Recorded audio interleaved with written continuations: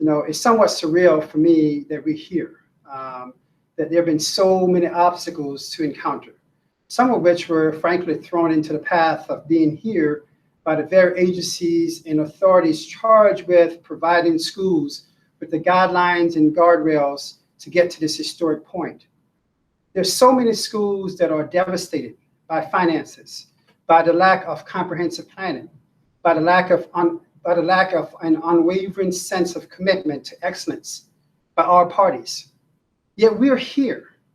And I'm being repetitive with the word here as a point of emphasis, as a point of punctuation, a highlighting of here being both a verb and an adverb, a subject and a noun. What do I mean? Well, here is indicative of an act of progress to stay focused on our North Star during what has essentially been a grieving period. Here is a definition of the significance of the moment. Here is a recognition that public education is essential. Here is a demarcation of the place we call a sanctuary for learning, Shen. So today is significant. It's significant because we're all here with varied perspectives and expectations, and even with trepidation and cautious optimism. Yet today we press restart. We press go. We press forward knowing that as educators, as leaders for learning, our roles are critical to not only to the academic growth of our students, but to their psychological welfare. Being here signifies that we have not given in or given up, that we are upholding our charge to be difference makers. We are soulfully hopeful. We are open-minded and willing, knowing that our success is contingent upon each other, all of us. Being here is about collective work and reciprocal responsibility, akin to the shape or structure of a fullerene of carbon, an allotrope of bonds connected to formulate a closed mesh. I need you to be successful so I can be successful. You need me to be successful so you can be successful. And our students need each of us, all of us, to be present, to be here, so they can find success, fulfillment, agency, and optimism for a luminous future. Being here is a part of renormalizing to our new reality. Over the past several months, I've observed something remarkable. We have been transformed as a school community, locally, regionally, and otherwise. We have been transformed as we look to make a difference in the lives of our kids. It's about a synergy of our efforts, pairing with each other, finding ways to work as cohesive units. Consequently, the impossible became probable, and the unknown became the inevitable. So we're here at this historic point in time to reopen our schools.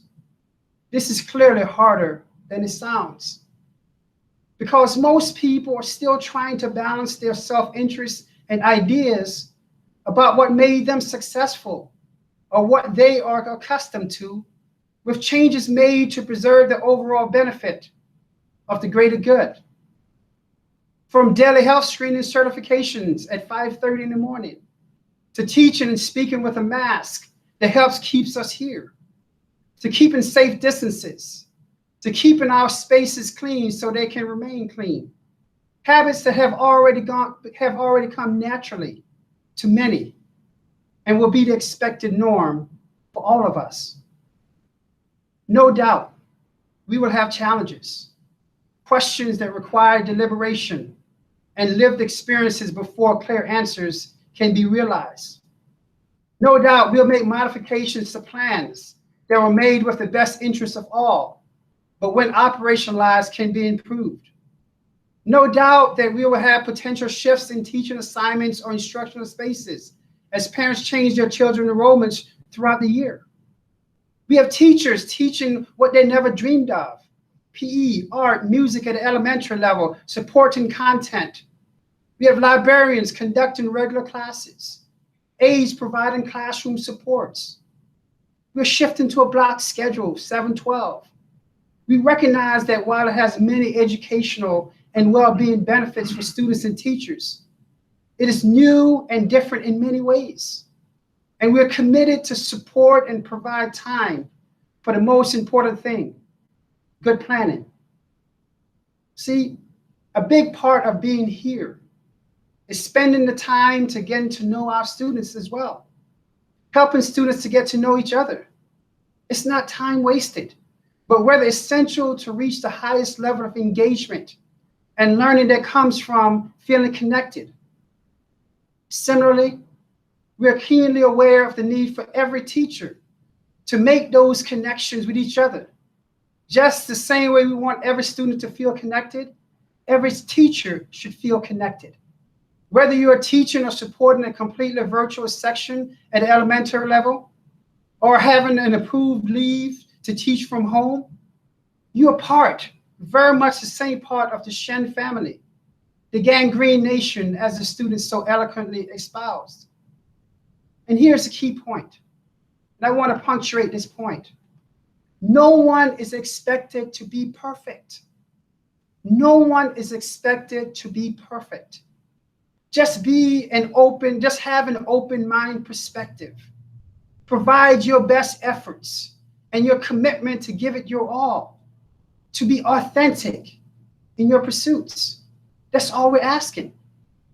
So let me pause and slow down a little and contextualize the magnitude of preparation, acknowledging and expressing tremendous gratitude to the dedicated employees from facilities and operations, transportation, food services, IMS, building admin, district admin, who worked tirelessly all summer to go from concept development to technical planning, to the place we are now entering, execution planning, to productivity evaluation eventually, and months from now, to standardization and making this a part of our institution.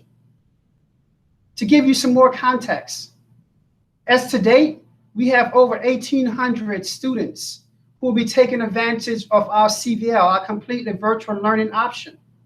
That's roughly about 19% of our student population. We have 25 instructional employees and 4 support staff employees who have been approved for remote work, off-site work based upon medical documentation. We have 2 instruction employees who are on leaves up to 12 weeks. We have provided information about childcare options, recognizing that some of you are struggling with start and end times based upon the decisions of your home schools. And we are encouraging you to contact HR to work out accommodations as much as possible. We have expended a tremendous amount on COVID-related preparations, over $1 million already, focused on prevention, mitigation, reinforcement. PPE supplies, over $500,000. That includes gloves, masks, gowns, goggles, shields. Sanitizer and disinfectant supplies, over $118,000 on hand sanitizer, disinfectants, bleach, wipes. Specialized equipment and materials, over $60,000 on COVID-related signage, spray bottles, Clorox 60 machines, barriers, dividers, you name it. Filtration and ventilation related costs, over $50,000 on filters and balancing and repair needs.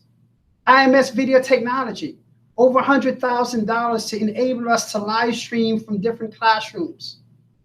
Temperature screening equipment, we're in the process now of looking at, that will range for about $250,000, looking at temp screening equipment to be located in various buildings.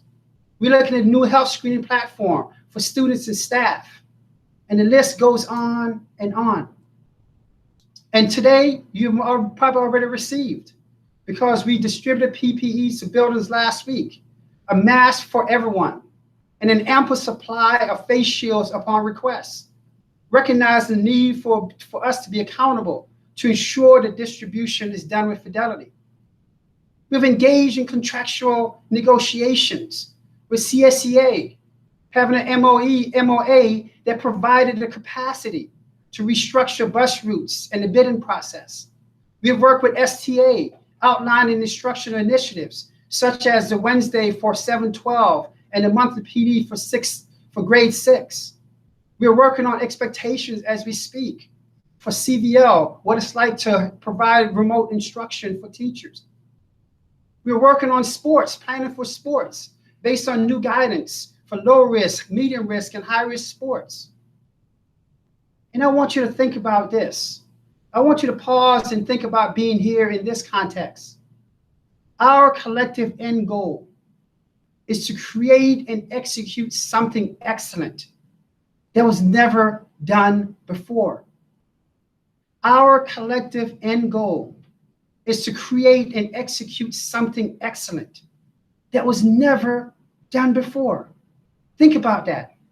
It's not easy, but possible, and only doable when everyone is present and everyone is all in. Being leaders for learning in the COVID-19 era necessitates a deep internalization of the why and a sincere reliance on each other. We must keep our eyes on the North Star, driven by a sense of obligation to give it our very best shot. We must align our interests and abilities. We must be comfortable with change, be agile, be nimble and flexible. And we must possess a sincere willingness to reassess and question our own assumptions, challenging ideas and not attacking the other person. See, it's because tandem efforts yield success, while individual pursuits only contribute to diminished outcomes. As we normalize to new realities, we must all be resolute in our commitment to evolving, to maximizing emerging opportunities, to contending with social injustices in our steadfast pursuit of equity and opportunities and outcomes, and to preserve the safety of self, students, and the community at large. Today is important because we are here. We are here together, excited for the return of students. And I tell you, this will be a great year because our obligation is to try our best to provide students with the best possible opportunities for their success. And there's no one better suited to do this work than we here at Shen. And I want to repeat that. There's no one better suited to do this work than we are here at Shen. I have tremendous faith in all of you and a great appreciation for the preparation you have done and will do to make this a historic year indeed. I wish you all the very best for a successful 2020-2021 school year. Shen is in. We are here. We're here together. Thank you for what you are doing, and more importantly, thank you for what you will do. Thank you very much.